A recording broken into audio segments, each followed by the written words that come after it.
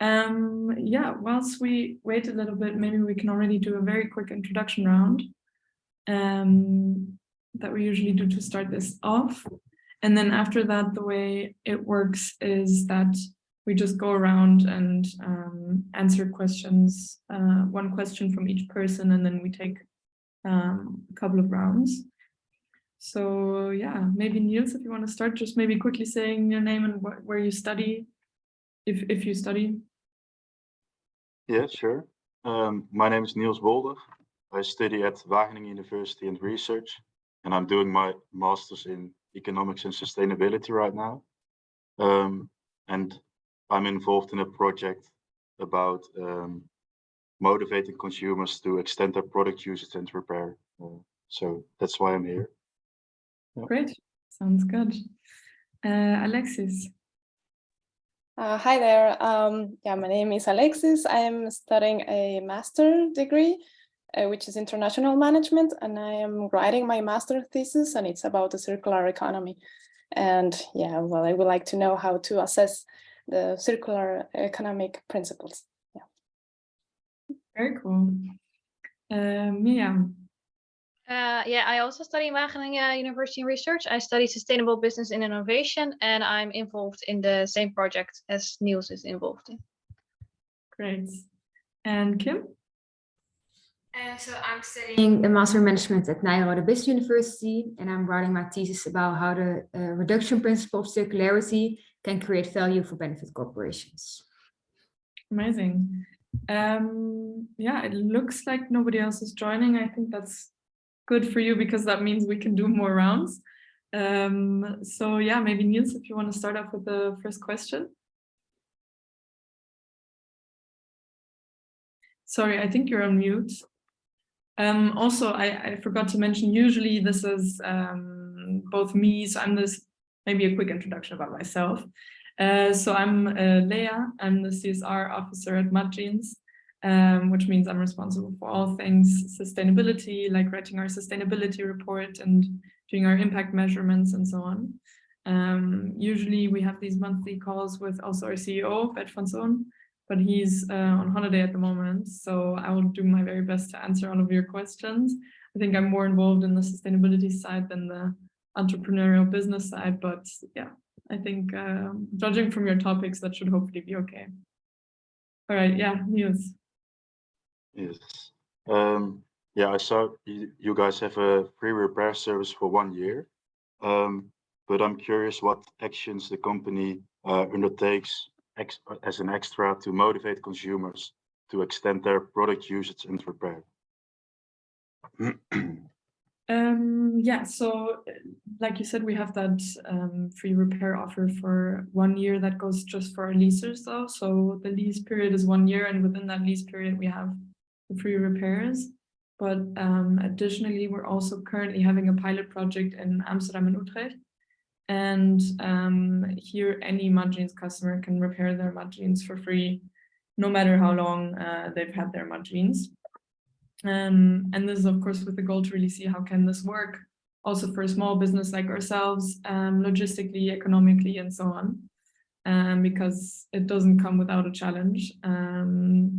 But yeah, I mean, for this, for example, we definitely you know, advertise about this offer. We send out emails post-purchase, so meaning once somebody has ordered from our website, for example, we say, hey, did you know that there's a free repair that comes with your Mudjeans, things like this. We also educate through blogs and different yeah, campaigns or posts around this, but generally I think the biggest avenue would be post-purchase emails and then informing people around through our websites, and also of course through our customer service. So we get quite a lot of questions there as well, and then we refer them to one of the two offers.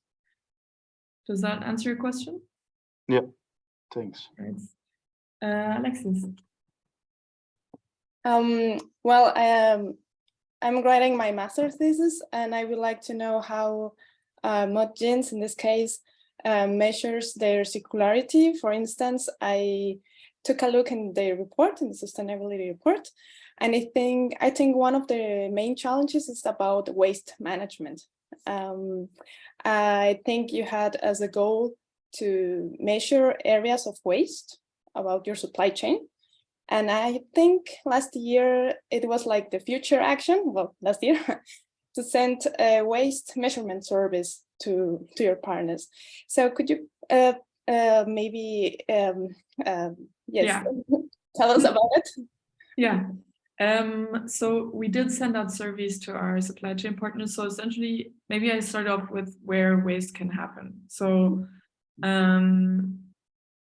let's start with when you get the old jeans back. So you can get the old jeans back from the customer. And then, well, those are either old mud jeans or old non-mud jeans. In the case that it's mud jeans, we always check, are they good enough to still be worn? And if they are, then they become part of our vintage collection. And that's really because we prioritize reuse over recycling. So that's always going to be less waste, less energy, less impact to reuse first. But from all the non-mud jeans and all of the non-wearable mud jeans, we recycle them. And at the recycling step, there's some waste happens. So for example, you have to cut out, especially from non-mud jeans, certain bits of the jeans, like where the button is, where the zipper is. If there's a leather label on the back of the waistband, you have to cut these things out. So that's where the first waste in that sense happens. Then you lose some fabrics, for example, along the way of the recycling process. Then, of course, it depends also, do you calculate, well, if you're looking at circularity, it doesn't, maybe answer your question, but of course, you also have things such as chemicals and water that are needed to carry out the recycling and production processes. So there you can also have waste. I think this is then really the biggest part for when a mud jeans is produced, because we keep our cutting waste. So this is when you have a fabric produced, and you turn this into a new jeans by cutting different patterns and then sewing those together. In this pattern cutting phase, you can get some waste, but we have this very efficient pattern placing so that really minimal waste happens there. And then you have something called second and third choice jeans. So not all of the jeans will be perfect when they're created. So some of them, which is second choice jeans, are not perfect but can be worn. So maybe there's just a little bit like of a seam not perfect, or the leg is a bit twisted. And then there's third choice jeans, meaning they're not wearable. And of course, you could also call those things waste. For us, especially for the second choice jeans, we try to find different routes to sell these or donate these at a, in a different way. So we have special events, for example, where we can sell these second choice jeans, things like that. And then third choice, we're looking into, then we're still collecting them. It's not that many, but we're looking into options to recycle those. So to just reuse them as a material. So yeah, we've sent out those surveys, and essentially what we ask in the surveys to the supply chain partners are, it depends on the supply chain partner, right? So at the recycling phase, we ask how much of the jeans is lost between, between receiving the old jeans and making new fiber out of this. For the fabric production partner, we ask how much waste or chemical, how much water or chemical waste occurs during the dyeing or the spinning phase. Things like that. I can't yet share this data with you, but maybe it already answers your question on how we measure that. So we ask them on an annual basis, either percentage-wise or in absolute numbers, how much waste occurs of the things that we know can be wasted in that phase. Thank you. Yeah. Mia. So I was wondering, what are your main type of customers? Like, do you know whether they are sustainability aware, or are there also other types of customers? And like, what part of your value proposition would then convince them to actually like choose your product over other products? So from what I know, I'm not in the marketing team strictly, but from what I know, we usually have, broadly speaking, we say always 0 to 99 years, but I think that the target is more around, I think it was like 25 to 40 years or something. It's usually, from the surveys that we've done, highly educated people and people that are aware of the importance of sustainability. There is a difference between something we call light green and dark green. So dark green are really, very sustainably minded people that are very dedicated to that. And then light green are people that know of the importance and take those values into account, but aren't as strict maybe. And I would say we definitely attract both of these. But generally speaking, I would say it is definitely more sustainability minded people. But I know that our team also really says that we try to also convince just by the jeans itself and say that even though it's more sustainable, that shouldn't be the main the main quality about it. You know, it should how do you say, convince just by itself as a jean. So we also want to make a beautiful and comfortable jeans in itself. So I think at the moment the goal is really to expand from this sustainability minded subgroup of our population to like a bigger, a wider audience. All right, thank you. Welcome. Kim. And I have one small question first. Is how many people are currently working at the office? Because I need to state that in my thesis. And then the other question is, next to financial value, how do you measure economical and social value? No, sorry, environmental social value. Environmental and social value. Yeah, how you measure it. Yeah. So our team, we are at the moment, well, we're not strictly all in the office. We also have some people working from abroad, but we're 14 people. I think people are always a bit surprised because they think we are much bigger, but yeah, that's where it's at. And then, yeah, apart from economic value, so for us, we definitely also measure environmental and social. I think the biggest one for us is definitely environmental. So there, for example, we have things that we measure, such as the amount of jeans we've recycled, the amount of water we've saved through the jeans that we produce, which use less water than a normal jeans, the amount of trees that we've regenerated through our partner Just Dig It. So what they do is they, in sub-Saharan Africa, they take tree stumps in deforested areas and they use a special technique to regenerate those trees. And for every jeans that we recycle from our customers, we regenerate one tree. So that's another example. And then of course we always measure the environmental impact of each of our products, so we can also say how much each product saves. Yeah, I would say those are probably the most notable ones that we really measure. And then when it comes to social, I think yeah, well, measuring, I don't think we have it in numerical values in that sense.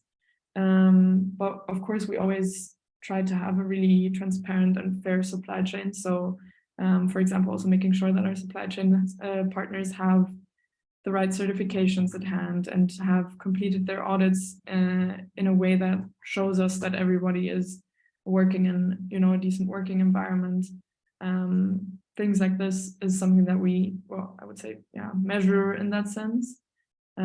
We also work with IKEA, for example, and they have, so we supply a sofa cover, like a sustainable sofa cover to them. And if you're part of IKEA, there's also a number of audits that you have to really strictly go through with your supply chain partners. And through that, we also have these really extensive reports on all types of things when it comes to yeah, our supply chain.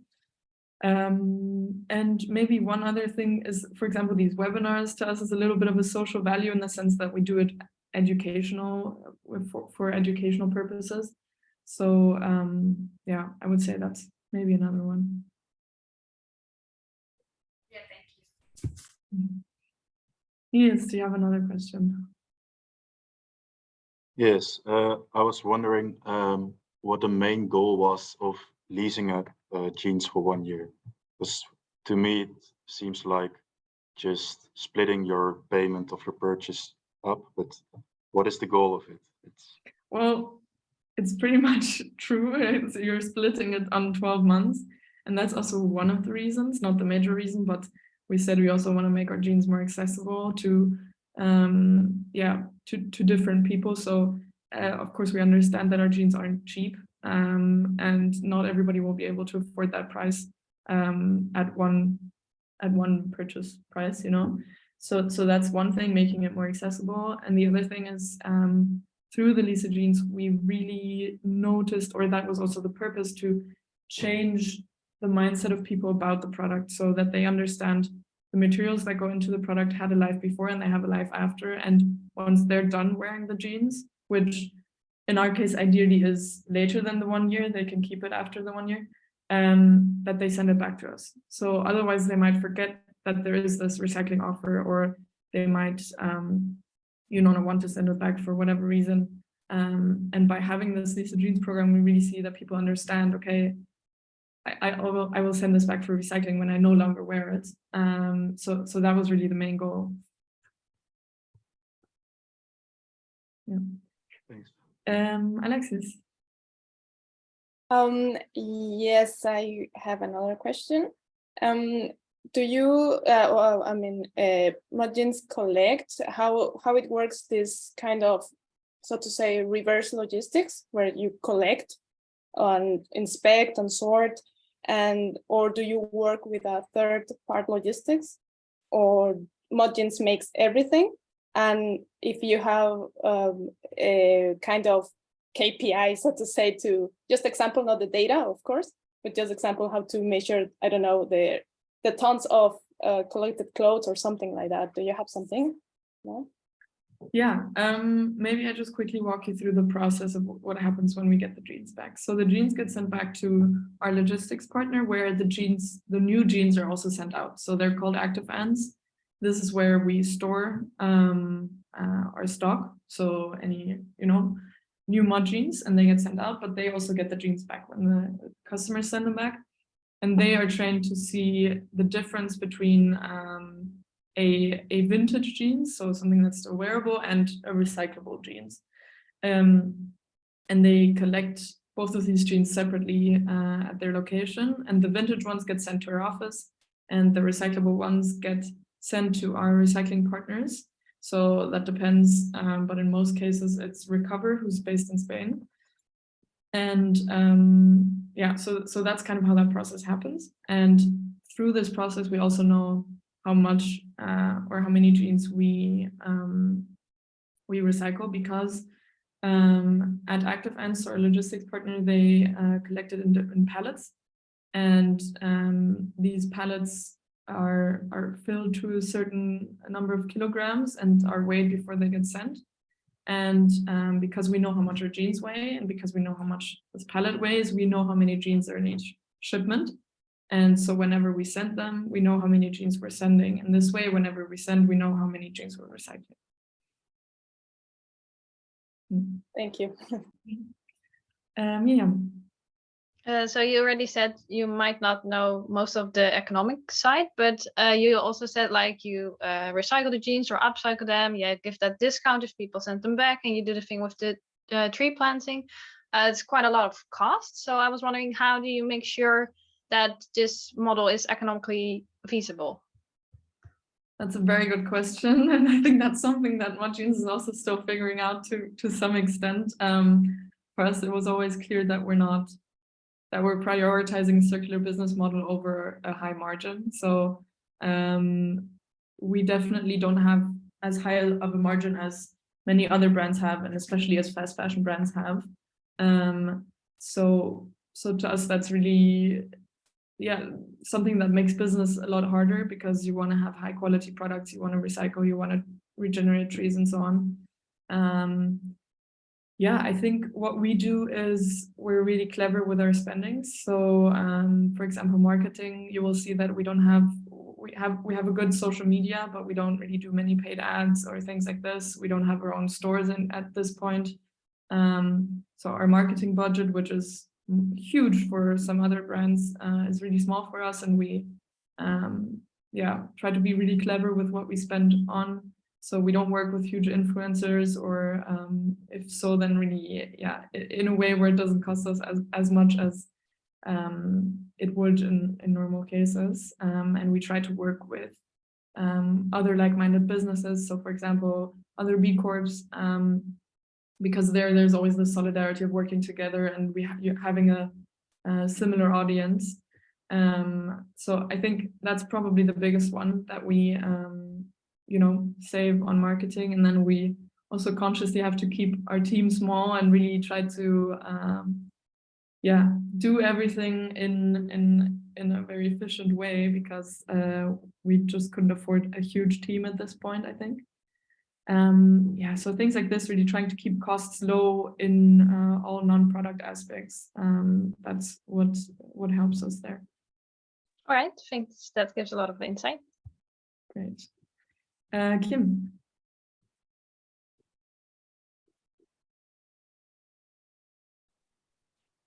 Looking at the office, how do you apply the reduction principle at the office and keep in mind circularity? So you mean not with the jeans, but generally at our office? Yeah, at the office, yeah. So maybe starting with the building that we're in, this is called a circular hotspot. So it's this old military building that has to be demolished, I think, in 2025. And the owner of the whole building, he took it on and made it into this improvised shared office space for sustainable companies. And there's this vegan restaurant there, organic and so on. And it's really great space, but it's in that sense very circular, because the building is not as modern, but you try to use it until it has to be demolished. So that's the one thing. Otherwise, I mean, we try to use electrical appliances that don't use as much electricity. We try to keep our heating low. It's pretty cold in there in the winter. Things like this. We try to use sustainable paper and light bulbs. We try to reuse, so we get a lot of boxes sent to the office. We reuse those boxes to send out other things, because we also see that our customers or our partners value this reuse element more than a beautiful packaging at all times. What else in terms of circularity, I'm trying to think. I'm not sure. Otherwise, of course, we try to eat vegetarian or vegan as much as possible, things like this, but that's really more sustainability as a whole. And maybe that we have, so our office is based just outside of Amsterdam, and most of us live in Amsterdam. We have this carpool that comes from Amsterdam to the office that's with an electric car. That's maybe one more thing, Thank you. Niels. Yes, just another question about leasing the jeans, because I wonder if you have any insights on how many consumers make use of this leasing system, or that most consumers are still buying the jeans. So people are usually surprised when you say this, but actually almost half of the people lease the jeans, so half of our customers lease them. And I think the main reason for that is that when we started Lea Jeans, so this was in 2013, I believe, it was really, really a new thing, and it got a lot of attention. So it really also helped us become a bit of make a name for ourselves. And it meant that a lot of customers came to us because they heard about Lea Jeans. And so a lot of people stuck around for this purpose, or it's like kind of like a unique selling point for us, right? Like that we Lea Jeans. So that's why a lot of people, come to Mud Jeans to lease their jeans. It's around half. Alexis. Yes, maybe just as the general question, what would be like the internal challenges or internal and external challenges when implementing circular economic principles within Mud Jeans? What are like, what is so difficult maybe, or why is that the other companies, they don't do that? Where do I start? So I think the biggest one is definitely it costs more money. So having reverse logistics and recycling the jeans. You know, recycled cotton is still more expensive than virgin cotton, things like this. So the number one challenge is definitely the cost, and that's also the number one reason why other businesses don't do it. And then also it requires more work, more effort, because setting up something like this reverse logistics is incredibly complex. And also the Lea jeans, for example, is quite complex. So how do you make sure you get these monthly payments in? How do you distinguish between normal returns and a jeans that is supposed to be recycled? Things like this is something we really had to set up in the first place. And I can imagine that big brands who haven't had this as their circular business model to start with, implementing this, you know, later on is, I think, really hard. But still, you know, super important, and something that hopefully businesses soon will understand. What else? I think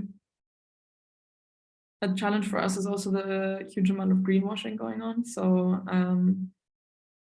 distinguishing us, especially with a limited marketing budget, from other brands that claim to be sustainable and us truly being sustainable is really challenging. Also because you cannot expect your customers to be sustainability experts or to take the time to read an hour about every product that they buy. It's just sadly not realistic. So you have to give the information super efficiently and quickly, and people have to understand it right away.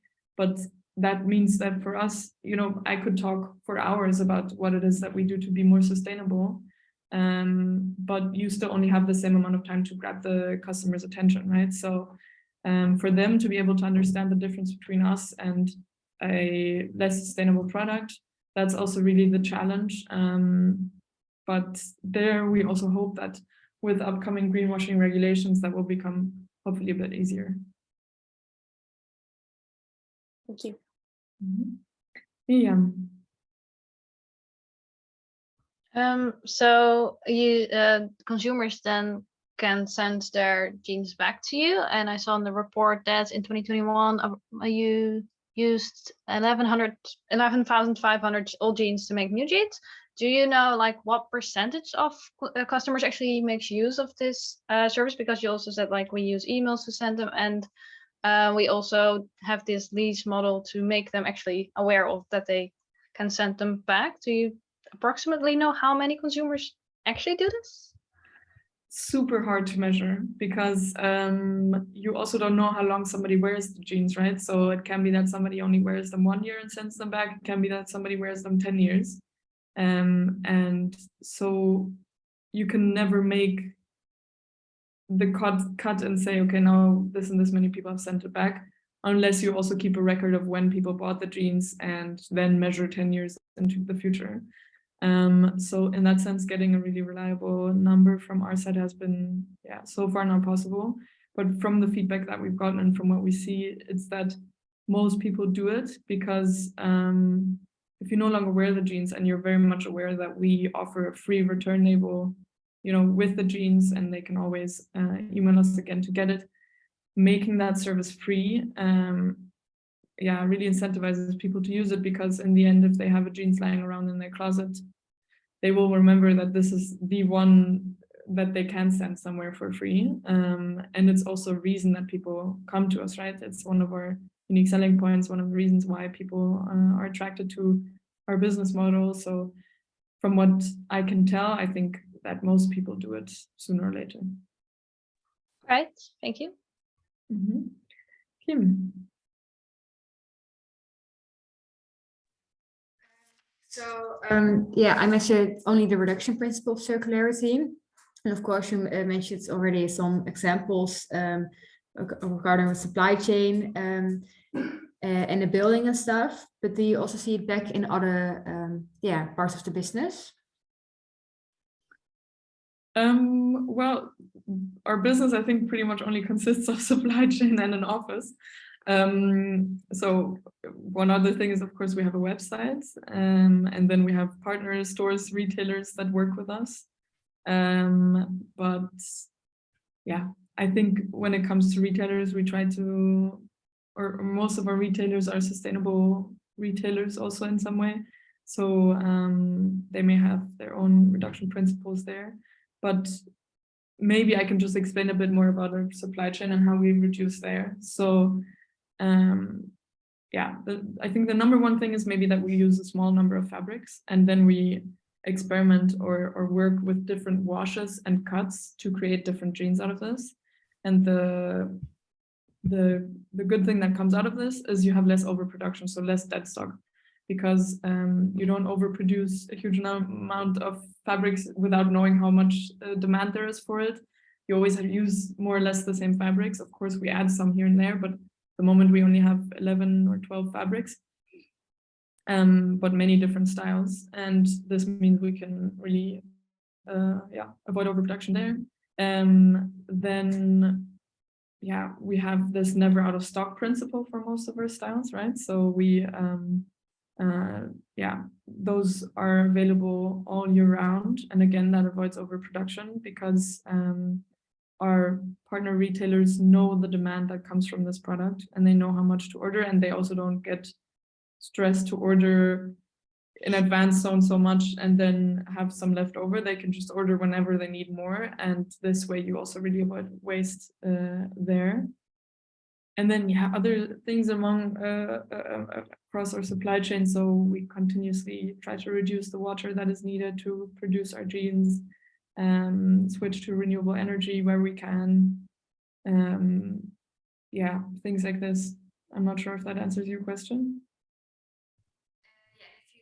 At shipping to the customers and stuff, and what you also said with reusing the paper of like the box you get in. Are there other examples there? Well, let me think. Well, when we get jeans back for returns, for example, we will try to reuse the labels that are still attached to it. So even if they have a little bit of a bend or a, fold in it, we would rather reuse that one than to add a pretty new one. But for usual new orders, we do have to send it out with a new packaging. Yeah, otherwise, I mean, I couldn't think of anything else. Mostly for shipping, that's it, I think.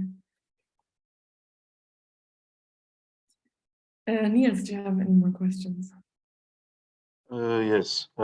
Which tools does the company use to make people more aware of the importance of sustainable fashion in an effective way?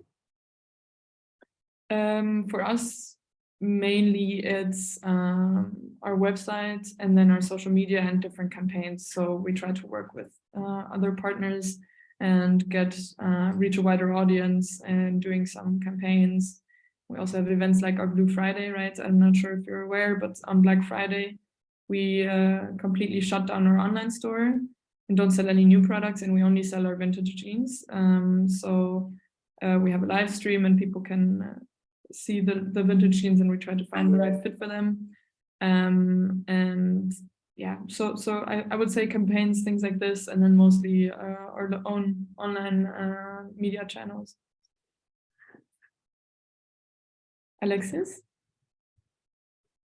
Yes, you mentioned, well, returning a little bit about supply chain, you mentioned that you produce according, already the demand of, there's no need like a kind of forecast. So is it possible that Modjeans works like in this strategy, lean or agile management, lean management or agile, or what type or management system do you use in the supply chain? So to say, well, if it's possible. I'm not sure of these terms. So, okay, sorry. Okay. But yeah, probably. I mean, the way it works is we have the never out of stock principle, but then we also have some seasonal items, and there what we do is we work with B2B first. So we have our retail partners, for example, right? And we put the products online on our B2B portal for pre-orders, meaning they can see the products, pictures, and so on, and decide based on this how much they want to order. And this really helps us to decide how much to produce of a style. So I think this is then a few months in advance, and then we can adjust based on this how much we produce. Yeah. Miriam. So for other businesses who want to try the same thing that you're doing or want to try to have consumers extend product usage, what kind of tips would you have? What would be your recommendations? And are there maybe also things you've tried before that didn't work out for you, what others can learn from? Probably our CEO would have better response here, but regarding tips, I think just from my own feeling, I think the best thing is to start in a circular way right away, and not just at a later stage and then try to apply it then. Really try to think about what can you do to have a proper closed loop. So when you design a product, already think about the end of the product, because if you reduce these kind of problems at the source, you're gonna have way less headaches. Otherwise, I think, I mean, it's definitely economically challenging. So I would say having patience there is definitely important. And in terms of things that didn't work, I think there were a lot from what I've heard from our CEO, but I don't remember them specifically now. I know that we even stopped the Lisa jeans at one point because it was getting really chaotic, it was chaotic from the start because it was really hard to set up this reverse logistics and make sure that we would receive the payments. For example, if somebody doesn't have enough funds on their bank account, the repayment wouldn't come in. We had to work out how to work around this or how to send another payment in that case, things like this. So the Lisa jeans was incredibly complex to set up, and so they stopped it. And then only because of popular demand and so many people wanting it back, they decided, okay, let's offer it again, let's try to make it work. But there was definitely a lot going wrong there. All right, thank you. Kim. Do you sometimes also notice that you lose value because you're so like sustainable oriented with your closing the loop system? Do we lose value? Yeah. You also notice that you sometimes what kind of value do you mean? For example, that customers don't buy the product because of reasons. I think that a lot of people, or at least our CEO always says, a lot of people are surprised if they buy the jeans and it's actually nice and it fits well and they like it, because they say, oh yeah, I didn't expect this from a super sustainable brand. So I would say there's still this kind of cliche thinking of, if it's sustainable, it can't be as good, or not as fashionable, or not, the product can't be at the same level in that sense. So I would say maybe that, that people think that these jeans are not as good because they are sustainable. But that's really something that we really hope to convince people of, that it's not the case. Nils, do you have one more question? I think this would be the last round. So maybe if you want to ask your most important question. Yeah, I was thinking about the whole sector, the whole fashion industry. What do you think is the next step to overcome the problems of fast fashion and to move more towards a slow fashion industry?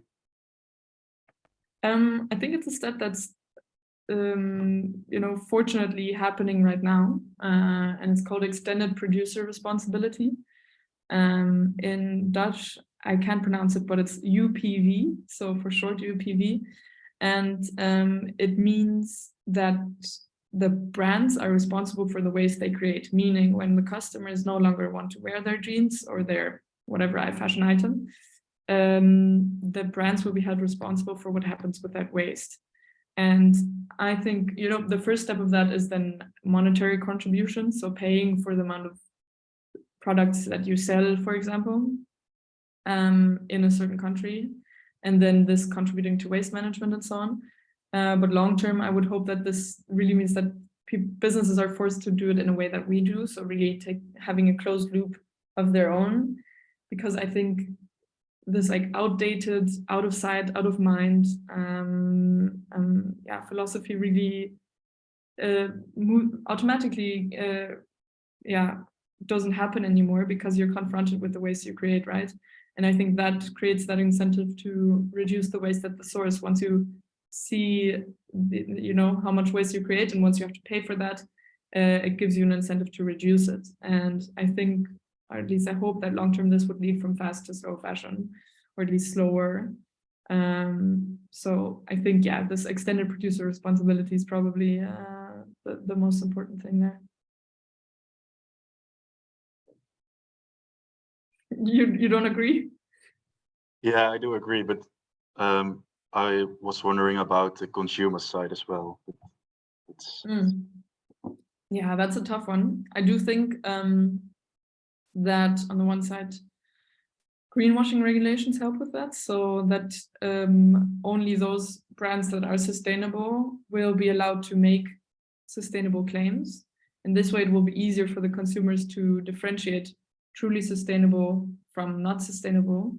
And we do see that there's more awareness, right? I think in certain bubbles there is more than in others, but generally there's a trend of people being more sustainably minded and understanding the importance of it. So I think that, combined with these greenwashing regulations and people being able to easier understand the differences, that's really going to help on the consumer side. Thanks. Yeah. Alexis? Well, most of my questions were answered, but just a last question. What would be the message for those consumers that are not convinced to this circular fashion, and what would be the message that we would give them to, so to say, to invite them to Good one. I think, just give it a try maybe, and go for quality over quantity, because I think it's really tough to do that, but getting yourself detached from this whole I need to go with every trend, that's really what makes, I think, especially women buy more products rather than higher quality and sustainable, because they have to keep up with this, which is of course a societal problem. Easier said than done to fix that, but I would say try to detach yourself from this pressure, and go with quality over quantity, even if it's then not the most sustainable product. Way better to have one of it than 10 and throw it away quicker. So I would say prioritize what you already own, and if not, then go with quality over quantity. And give the sustainable brands a try, and if you don't like it, you can always go back. Hopefully not, but hopefully not. Thank you. Miriam.